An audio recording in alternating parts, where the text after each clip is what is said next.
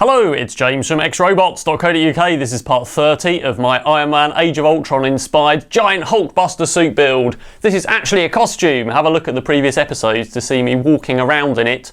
I've actually changed the arms since the last time I actually got into it, but essentially I can climb in, lock my feet in place, unlock all the joints, and then walk around. And the idea is the arms are going to be mechatronic from the elbow down with joysticks in the upper arm, which I can move the whole thing around with. There's lots of panels and things which open, so we've got these parts. We've got some animatronics on the arm, which is going to open up the hand plate there, so that we've got weapons and things that pop out, and there's going to be lots of lights and sounds. So last time I started to put these skins on, the whole frame is wooden and 3D printed. I put the biceps on last time and did some painting on the previous panels. So this time we're going to get some more details on. I'm hoping to get those repulsors in the knees that we've seen in the Hulkbuster in the Age of Ultron movie. And I'm also going to try and get some more skins on and some more details on the legs, which have been a bit neglected so far. So let's have a look at some 3D parts. Then we're going to make the panels out of foam sheet material as we did before. The first parts are relatively simple looking. These are some cylinders. And these are going to be printed in two halves and then stacked up in different orders to make different looking cylinders that are twice as long. And these fit in the quarter of the top half of the thigh. So I'm not sure how many I need, at least two on each side, plus some other detail parts. So in the knees I already have this kind of frame thing, which is the yellow part right at the bottom there. And that's basically where the repulsor sits, which is currently represented by this blue circle in the middle. So we're going to build up around that. The foam is going to come along and skin up around that. So I've put this other blue part on top with a nice contour on, which matches the curve of the leg. And then this gold and silver part on top, which is in fact going to be one piece welded together with acetone. And that's all going to be probably painted gold, and that allows the foam to go in the gap between those parts to sort of sandwich it and frame it at the bottom there. And then we'll have the repulsor for the actual knees are going to be in the middle of the circle, of course, on the mounting that I've already built. This is the repulsor and all its parts for the knee. It looks a bit like a large Ark Reactor, so it's made of multiple parts. We've got a main base there, which is probably going to be silver, and we've got these clear parts, so the bluish looking parts are actually going to be printed in transparent ABS. We've got some holes there to poke LEDs through, which will shine through and hopefully light up that centre core part. And on top of that, of course, we've got a kind of gold grid part, which is a bit like the Ark Reactor. There's also this black part, which is going to go under that, and that's going to be a mesh. So it looks like a solid part here, but what I'm going to do is slice the part so that it has no bottom and top layers, and it only has perimeters, and it has an infill in honeycomb. So what we should get is a round mesh in about 10% infill in honeycomb. So that's going to make basically a piece of round mesh which will go in the middle. So I'm not sure what colour that's going to be. Might leave it black. We'll have to see how the lighting works out. So we'll get all those parts printed and painted, and we'll get them offered up to the suit, and then we can start working out the foam panels.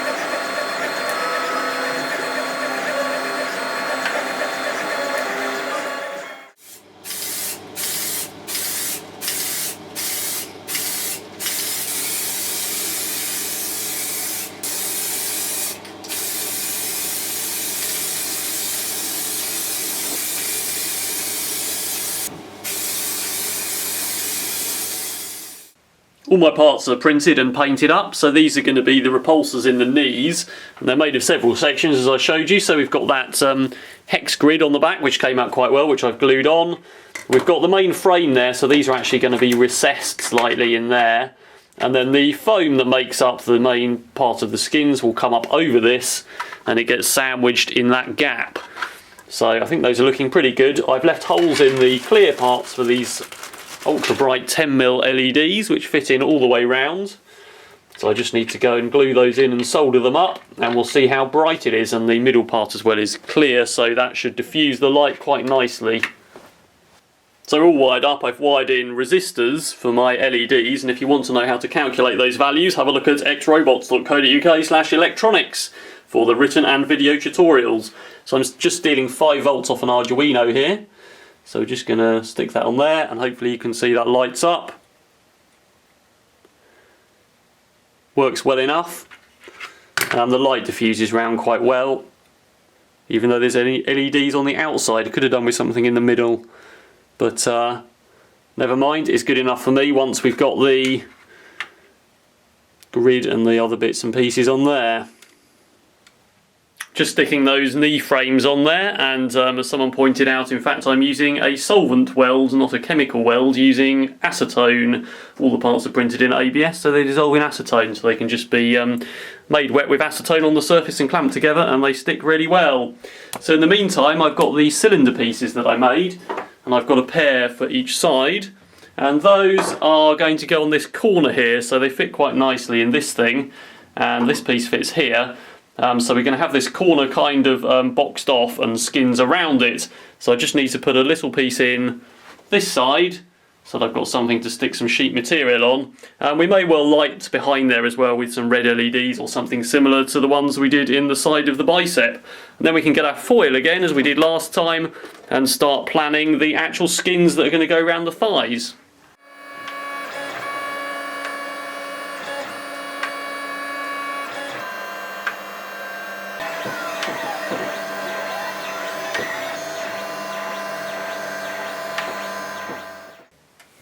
Here they are, there's one on each side, so now we can make that contour for the foam, and we've got something to go behind our cylinders. Starting to get some foam panels on these parts on the thighs. I've got a few more to do for the other side, but I've cut all the templates, so I've got the parts that fit on and are mirrored. So that's okay.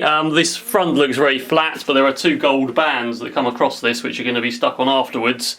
So they're probably going to be another 3D printed frame and 2 foam PVC gold bands. So then obviously on top of the foam we need to stick all the shiny panels, the same as I did the rest of the suit.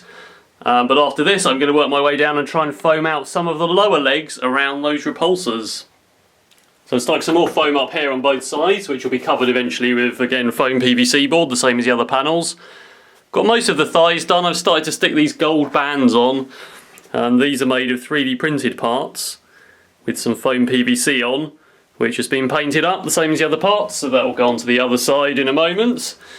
And working my way down, I've done a bit of the calves. They look a bit funny at the moment because the skins don't stretch around to the side, and I need to decide what's happening at the back at the side there before I do the rest.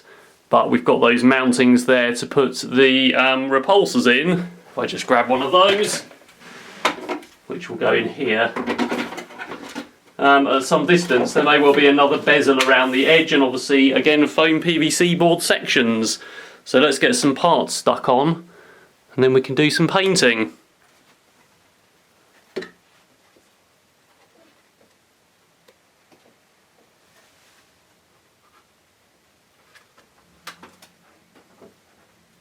So obviously there's quite a lot of gaps after I've installed these panels, particularly here.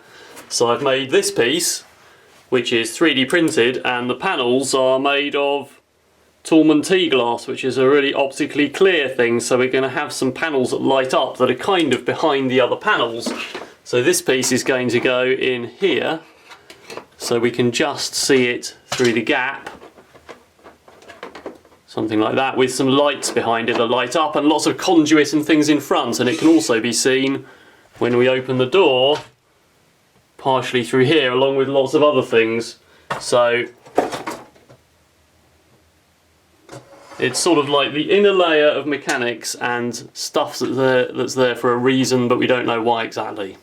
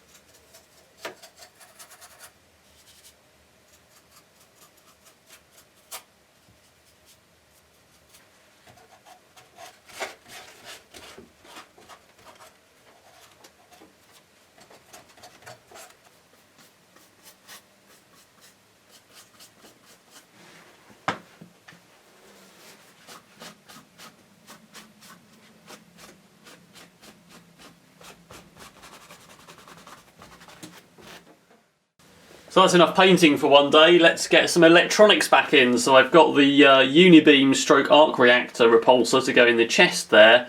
This was made some time ago and it was actually designed by Adafruit, and it uses Adafruit NeoPixels and an Arduino Gemma.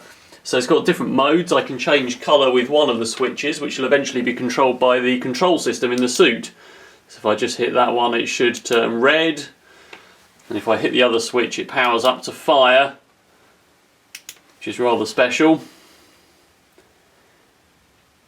And turns bright white with a pulse. So we're going to get that fitted back in the chest. Now I'm powering it from a LiPo battery, and I've just got a little 5-volt regulator here which is going to power most of the lights and electronics in the main suit, probably in the legs as well. Now I just got this off eBay. It's just one of these little switched mode adapters that takes any voltage and it's adjustable to whatever you want on the output. I've also built these two lighting boards which have got LEDs on, and these fit behind the pieces I showed you that I 3D printed with the T-glass sections. So if we just go and rob some power from this, these just constantly come on and they've just got white LEDs, so we can illuminate those sections. So we'll get all those stuck in and we'll see what it looks like. So there we are with the lights on and the Unibeam mounted. Obviously if we go this way we can see just the panel in there, and this way we can see the panel in there. But also if I just put the camera back in the middle and I go and open those doors, should be able to see them both through the middle as well. So pretty happy with the look of that middle section. There's a lot more stuff to go in there, including some conduit and wires that come up each side inside that look like they're feeding into the Unibeam. So let's just power up.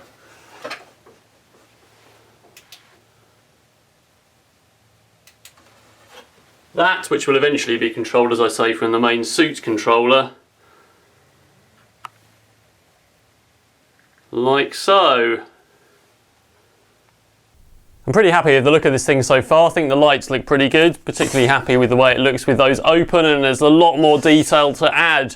Next time I'm going to hopefully come and work around the hips and the cod plate, which obviously don't have anything here. The top of the thighs are going to be 3D printed, and I need to make sure those can move so I can walk in it.